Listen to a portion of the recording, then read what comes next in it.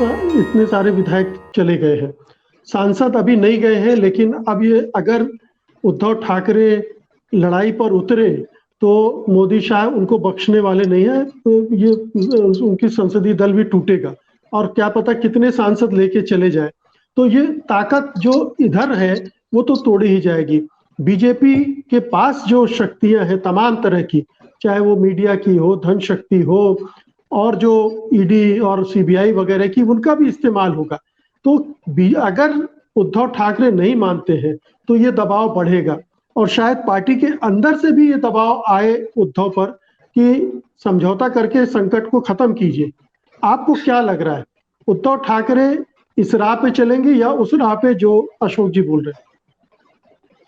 मुकेश जी, देखिए, दो बातें जो आपने पूछी उसमें दम है, क्योंकि शिवसेना के कुछ सांसद चाहते जरूर है। अभी तो सिर्फ भावना गवली और दूसरा नाम मुझे लगता है एकनाथ शिंदे के बेटे डॉक्टर श्रीकांत शिंदे का हो सकता है, जो पार्टी से हट चुके, ऐसा कहना गलत नहीं होगा। हालांकि उन्होंने कोई आधिकारिक तौर पे घोषणा नहीं की है, लेकिन वो दो तो जा सकते हैं, क्योंकि दूसरा भावना गवली ने भी ईडी का उनको जब्ती का नोटिस है, उनको पीछे पड़ी हुई है। और जाहिर सी बात है, हर कोई ईडी के समन्स की बजाय सत्ता का सम्मान भाजपा से चाहता है। समन्स और सम्मान ये दोनों से, और संरक्षण भी है सम्मान के साथ। तो बात उसमें तो है ही। हो सकता है कि शिवसेना के कई सांसद 50% से भी ज्यादा अगर एकनाथ शिंदे गुट के साथ हो जाते तो ताज्जुब नहीं होगा। यही वजह है कि एक बड़ा धड़ा जो कि अब भी इस विपरीत परिस्थिति में भी उद्धव ठाकरे के साथ है, जबकि उनमें से मैं नाम लेना चाहूंगा अनंत गीते जैसे नेता, जो पूर्व सांसद है, जिनको एनसीपी के सुनील तटकरे ने पराजित किया था रायगढ़ जिले से। वो नेता शरद पवार का मुखर विरोध करने वाले, लेकिन अब डटे हुए हैं उद्धव ठाकरे के साथ कि नहीं, ये बाला साहब ठाकरे की शिवसेना है, इसे मैं छोड़ नहीं सकता। इस शिवसेना को जो छोड़ के जाएगा वो गद्दार है करके वो आगे आए हुए आक्रामक तेवर अपनाते हुए ऐसे कई लोग हैं। मुकेश जी, देखिए, इसमें एकनाथ शिंदे के लिए संकट वही है कि किस तरह से ठाकरे ब्रांड से शिवसेना को अलग कर पाएंगे और आम लोगों के दिल में भले वो बाला साहब का नाम ले, लेकिन एकनाथ शिंदे कैसे कनेक्ट हो पाएंगे। अब देखिए, उद्धव ठाकरे के साथ जो लोग हैं वो जरूर इस तरह की बात कर रहे, एक तबका कि बस हुआ, हमारा ही शिवसैनिक है, हो गया मुख्यमंत्री, एक तरह से हमारी बात हो गई है। भाजपा को भले किसी तरह से कपट की राजनीति में ही सही, लेकिन आपसे जो वादा किया था, जो आप कहते अमित शाह ने वादा किया था, उसे निभाने की नौबत आ गई, तो अब चलो उनको बख्श देते, उनको आशीर्वाद दे देते हैं। आप पहले बाला साहब की तरह रिमोट कंट्रोल बन जाइए और सरकार चलाइए। लेकिन अब रिमोट कंट्रोल की बात नहीं आएगी। मुकेश जी, अगर इस प्रस्ताव को उद्धव ठाकरे स्वीकारते हैं तो और भी ज्यादा कमजोर नजर आएंगे।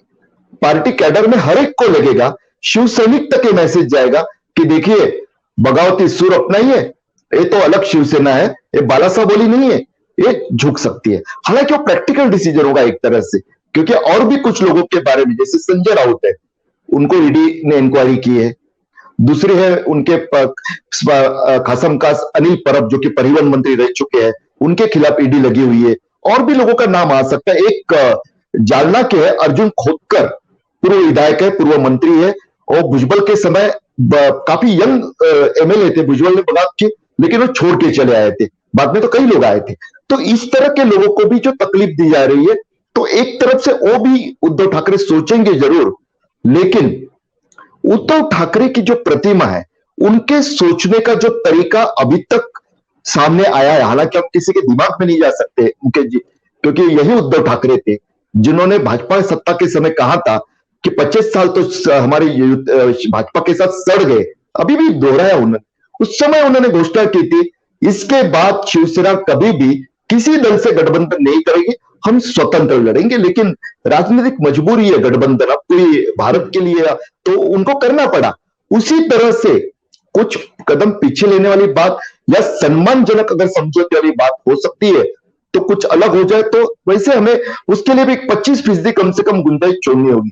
लेकिन अभी तक का उनका जो रवैया रहा है, जो आक्रामक तेवर दिखाते रहे हैं, और अभी जिस तरह से उनको एक सबसे बड़ी बात जो चुभी होगी कि उनके अपने संगठन को, उनकी अपनी पार्टी को, क्योंकि जैसे अशोक जी ने कहा, सही कहा, अभी से नहीं है वो, 25-26 साल से शिवसेना के संगठन में सक्रिय रूप से वो शामिल हुए। उससे पहले वो शिवसेना के कैंपेन का, बाकी एक तरह से बैक ऑफिस का बाला साहब ठाकरे के लिए काम करते थे।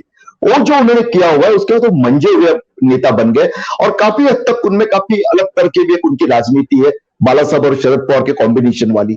तो उस स्थिति में उनको मालूम है कि शिवसेना, शिव सैनिकों का जो मूड है, शिवसेना कल्चर के वोटरों का जो मूड है, वो कांग्रेस एनसीपी से काफी जुदा है। उन वोटरों, कमिटेड वोटरों के लिए आक्रामक तेवर अपनाने वाला नेता, चाहे सत्ता रहे न रहे, कई बार तो शिवसेना के नेता भी बोलते हैं कि हम जब सत्ता में नहीं रहते तभी हम ज्यादा बलशाली होते हैं, ज्यादा प्रभावी होते हैं। तो अगर उस डगर पे उद्धव ठाकरे अपनी चाल कायम रखते हैं, चलना, आगे बढ़ना कायम रखते हैं, तो उनको फायदा भी हो सकता है। मुकेश जी।